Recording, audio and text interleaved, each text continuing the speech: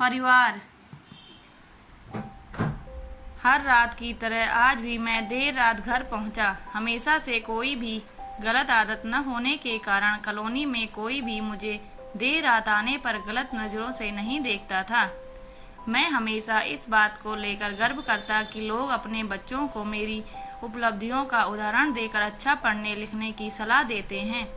खैर, यही सब सोचते हुए मैंने अपनी चाबी से घर का दरवाज़ा खोला। हालांकि मुझे पता था कि जब तक मैं घर नहीं पहुंचता तब तक दीप्ति को नींद नहीं आती थी, पर मैं अपने 5 साल के बेटे चिंटू को नींद से नहीं जगाना चाहता था।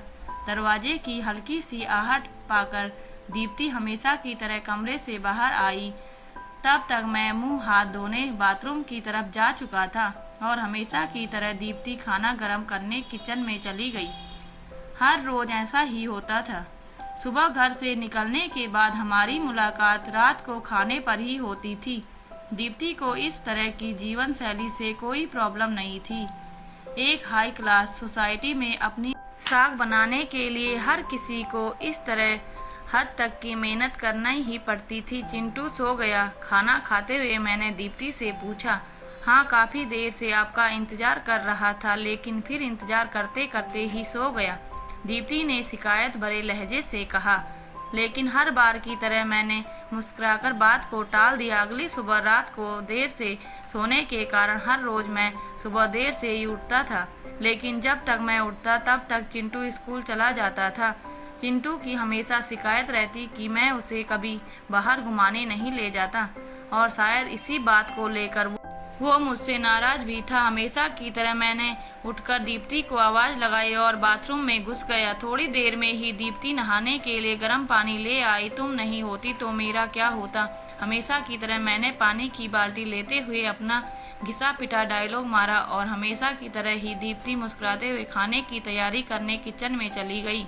खैर, ऑफिस के लिए तैयार होकर जब मैं डाइनिंग टेबल पर आया तो चिंटू मुंह फुलाकर बैठा था। क्या बात है जनाब, आज स्कूल नहीं गए? मैंने प्यार से चिंटू को बालों पर हाथ घुमाते हुए बोला। आज संडे है, चिंटू ने गुस्से भरी आवाज़ से कहा।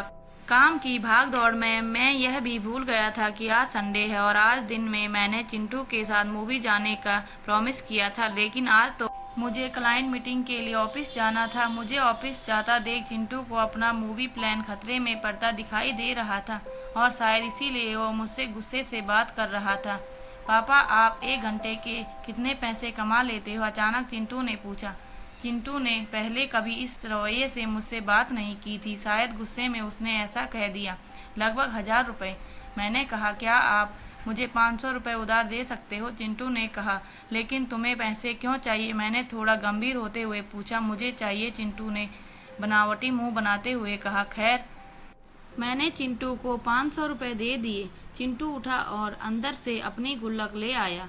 चिंटू ने अपनी गुल्लक से 500 रुपये निकाल कर 1000 रुपये मेरे हाथ में रखते हुए कहा, क्या आप कल मुझे अपना 1 घंटा दे सकते हैं? मुझे आपके साथ बैठकर खाना खाना है। बहुत बिगाड़ रखा है तुम्हारी मम्मी ने तुम्हें। चिंटू की इस हरकत पर मैंने गुस्से से चिंटू को एक थप्पड़ लगाते हुए कहा। आज ऑफिस जाते हुए मेरे मन में बस यही सोच रहा था कि इस भागदौड़ भरी जिंदगी में क्या सब कुछ खरीदा जा सकता है। हालांकि मैं भी तो चिंटू को यही सिखा रहा था। कहानी का तर्क यही है कि परिवार के लिए पैसा की चाह में हम परिवार को समय देना ही भूल जाते हैं। जिंदगी में सबके बीच में तालमेल बिठाकर चलना ही समझदारी है। दोस्तों, यदि आपको हमारी कहानी अच्छी लगी हो तो प्लीज़ लाइक, कमेंट, शेयर और सब्सक्राइब ज़रूर करें। धन्यवाद।